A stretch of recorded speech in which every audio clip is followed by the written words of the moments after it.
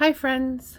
Um, I am sharing today. I'm in a bit of a quandary.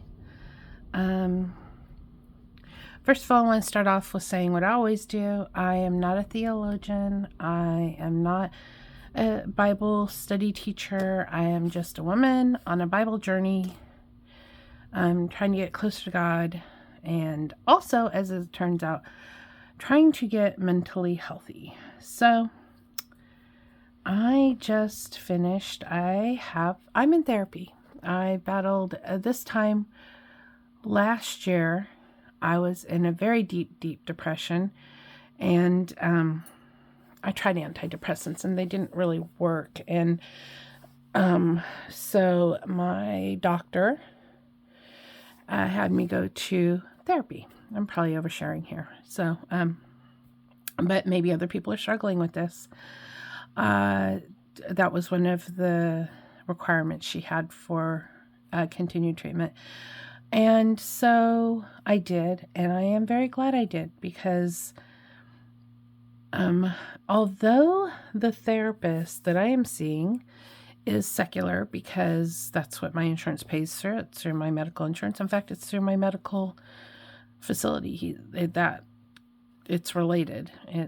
So I'm part of something called multi-care where it's just one big thing and you get reference from one type of doctor to another in the system because they all communicate, which I like because they're all communicating. So, but in the mental health department, I started seeing a therapist and we started doing some heavy work and it's been good. And, but one of the things that happened today, and the reason I'm doing this video and talking about this on my Bible study feed or playlist is because you know that thing where people are always talking about how science proves the Bible? And today, through my secular therapy, we came to a place where it proved my spiritual beliefs by hapstance, because I don't think my therapist shares my belief system. So it's interesting that we got to that because, so here's the thing. Oh my gosh. Okay. I may not post this. I may post this. I don't know. We'll see what God says. He'll lead me to do the right thing. But what happened was we were talking about, trauma forming who you are, that sort of thing. And one of the things that we're working on is the fact that my value is, my self-worth is tied up in how much I do. And we're having these discussions on I am a human being, not a human doer. Okay. So going with that train of thought, we're doing an assessment. We're working out, because it's been a year, next year's treatment plan, you do assessments and you see if you reached your goals and then you make new goals and stuff. And we were talking about how overthinking, overfunctioning, overachieving is how I manage childhood wounds. But we want to get past that. The goal is to see my self-worth in not doing what I do doesn't make me worthy. Okay. Starting to sound familiar? Starting to see why I'm posting this here? Okay. So it's interesting because he was talking about, he named some books and stuff to read, but he said, the goal is to recognize we are not just one story. We are made up.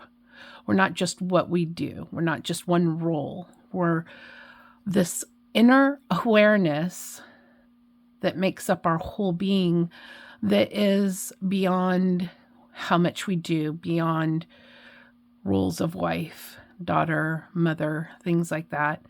It is our self-awareness, this inner being that's aware.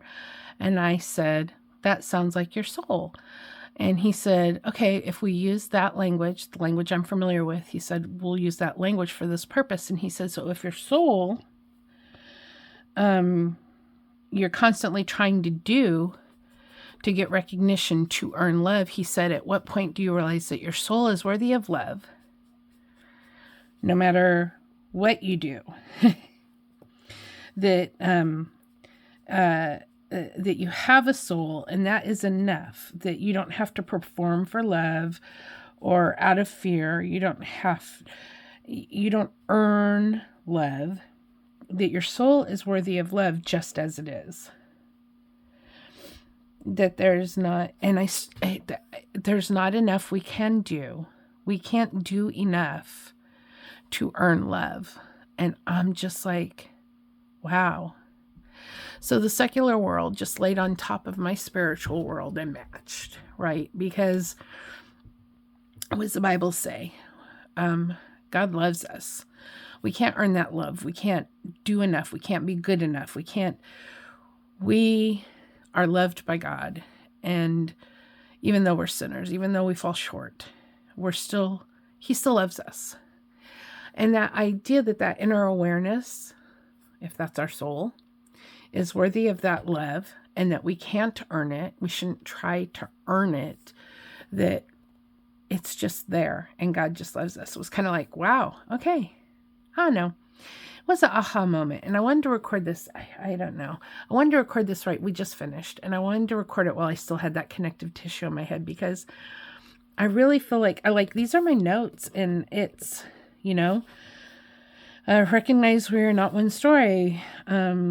That we are the awareness within us. And I'm like, oh, you mean a soul? And it's like, it just fit. The pieces fit. And it's like, oh, wow.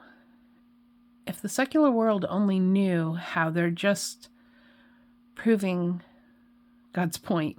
Yeah, I just find it very interesting. Anyways, if you're battling depression, if you're having inner struggles and stuff, I do recommend go get help. And I will say, over the years, I've had other therapists dealing with other things, other losses, whatever.